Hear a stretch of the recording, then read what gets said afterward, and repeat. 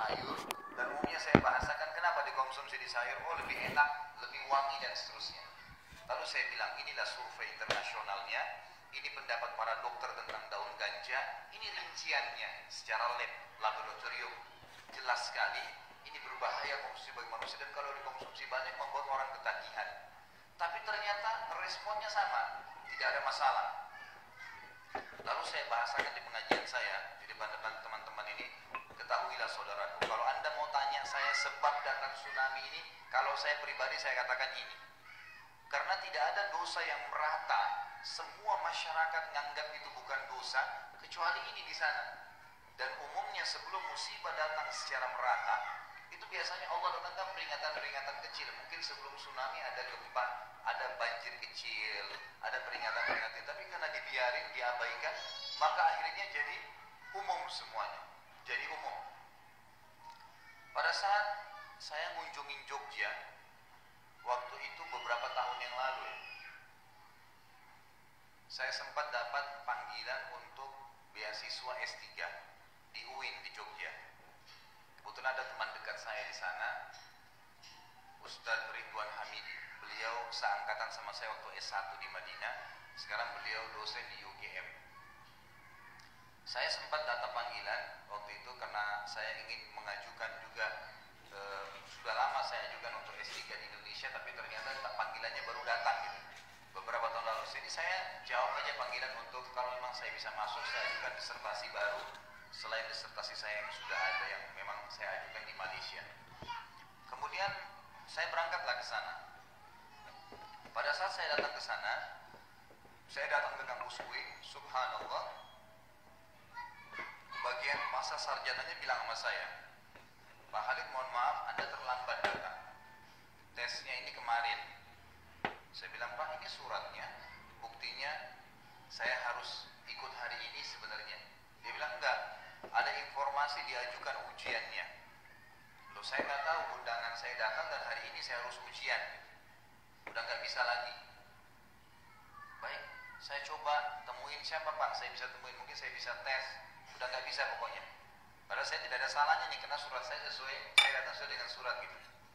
Kemudian saya telepon teman saya Ustadz Ridwan Hamidi, beliau jemput saya, jalan sama-sama gitu.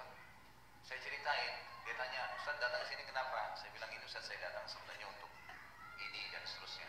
Bahasa dia spontan gini, dia orang asli Jogja, kebetulan lahir di Jogja juga beliau, dan sama-sama sama saya S1 di Madinah nih. Dan beliau Masya Allah termasuk mahasiswa Indonesia yang berprestasi pada saat itu. Jadi saya ngobrol-ngobrol, terus dia bilang, Alhamdulillah kalau antum nggak jadi masuk kuliah di sini. Loh kok kenapa? Dia bilang ada beberapa hal yang perlu saya jelaskan tentang kota ini dulu. Pertama tentang kampus UIN-nya sendiri. Menurut dia, menurut beliau, karena beliau memang ngajar di UGM dan ada beberapa muridnya di UIN sana, dia bilang saya belum temukan ada kampus Universitas Islam Negeri yang UIN di seluruh Indonesia ini separah keadaannya di Jogja. Saya tanya kenapa Ahi? Apa masalahnya? Dia bilang teman-teman di sini itu sudah menjadi sebuah buah bibir di antara anak-anak yang belajar agama Islam di mahasiswa. Kalau ada temannya yang sholat, itu temannya bilangin sama dia, kamu masih sholat ya? Kesian ya, masa zaman begini masih sholat? Sholat itu hanya orang yang baru belajar Islam. Ini lisan, kalimat yang sudah biasa di antara mahasiswa UIN di Jogja. Ini bahasa beliau ke saya gitu. Terus saya sempat heran, kok bisa? Dia bilang, iya.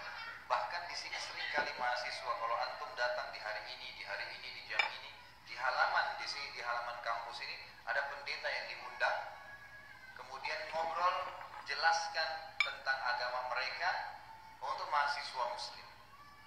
Untuk apa mendatangkan pendeta? Kita mendatangkan ustadz saja sudah cukup untuk menjelaskan apa itu agama Nasrani. Alasannya supaya kita belajar langsung dari sumbernya. Ini bukan belajar dari sumber, permasalahannya kalau kita belajar dari pendeta, dia akan membela agamanya. Pasti dia akan berusaha untuk bisa menarik orang lain masuk ke agama. Padahal sebenarnya kita nggak perlu melihat lagi Injil, nggak perlu menghafal, nggak perlu membacanya. Cukup mengimani ada kitab namanya Injil, ada Nabi namanya Isa, selesai. Nggak perlu lebih daripada itu. Sedangkan Al-Quran saja kita baca setiap hari masih belum tentu bisa kita pahami semuanya. Apalagi mau belajarin Injil, kita cukup imanin, selesai. Terus Terus dia bilang sama saya, ini hasil survei juga Ustaz. Di sini tuh ada dosa yang sudah dianggap biasa di masyarakat.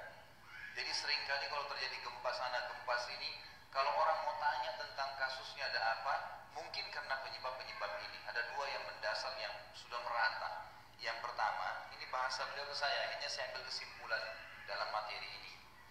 Beliau bilang di sini sudah biasa kalau dalam satu rumah itu beberapa agama. Sampai kalau ada ayahnya muslim, ibunya mungkin agama lain, anaknya agama lain, satu rumah.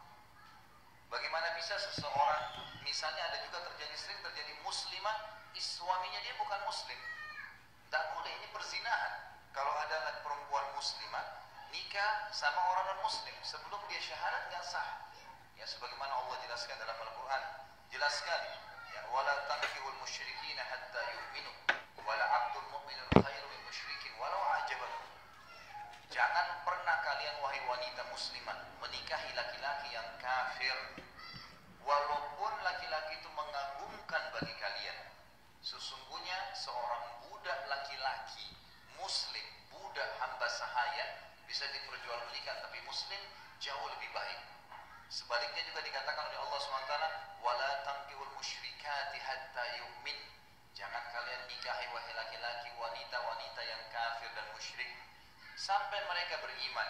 Wala amatum mu'minatun khairu min musyrikatin walau a'jabatkum. Seorang budak hamba sahaya perempuan muslimah yang beriman jauh lebih baik, ya, dari walaupun tadi orang kafir itu mengagungkan buat kalian. Lalu Allah mengatakan ulaika yad'una ilan nar wallahu yad'u ilal jannati maghfiratin bi'idzni. Mereka itu akan memanggil kalian, membawa kalian kepada neraka, dan Allah memanggil kalian untuk masuk ke dalam surga dan pengampunannya dengan izinnya. Kesimpulannya adalah ternyata sudah terbiasa dalam rumah tangga